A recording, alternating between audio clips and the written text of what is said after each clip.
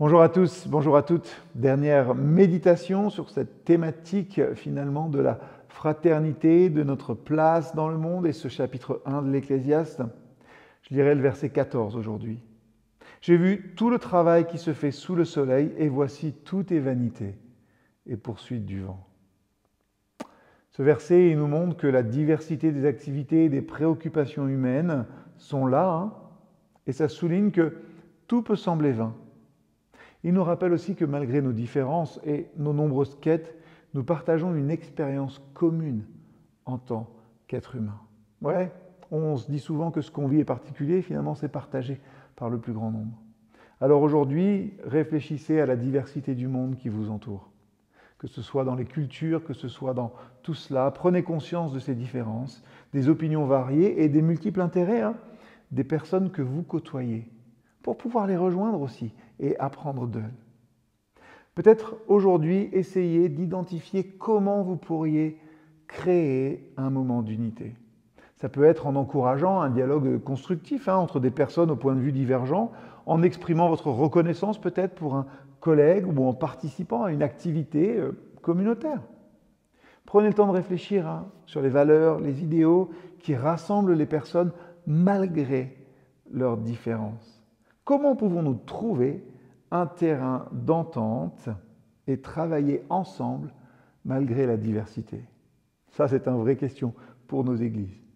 Et méditez aussi sur l'importance de l'unité dans un monde fragmenté. Comment pouvons-nous contribuer à renforcer les liens entre les personnes et à favoriser une plus grande compréhension mutuelle? En méditant sur l'importance de l'unité au milieu de la diversité, là aussi, on peut trouver un sens plus profond. On peut grandir dans la fraternité qui est la nôtre. Ça nous rappelle que même si nos préoccupations individuelles peuvent varier, nous partageons une humanité commune.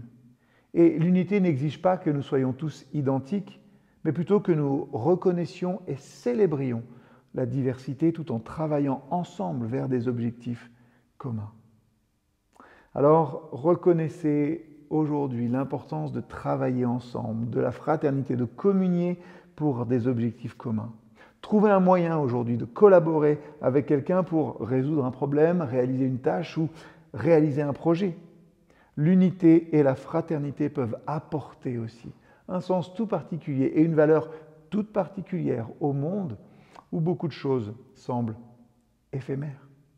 J'espère que ces méditations basées sur le chapitre 1 du livre de l'Ecclésiaste nous rappellent que bien que le monde puisse sembler être un endroit difficile, il y a des solutions qui existent. En particulier, si on va puiser dans la parole de Dieu et dans l'amour qu'il a versé dans nos vies, dans la sagesse qui se trouve dans cet amour.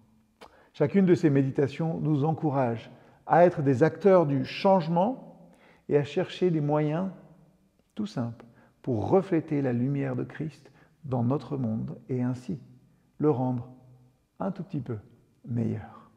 À bientôt.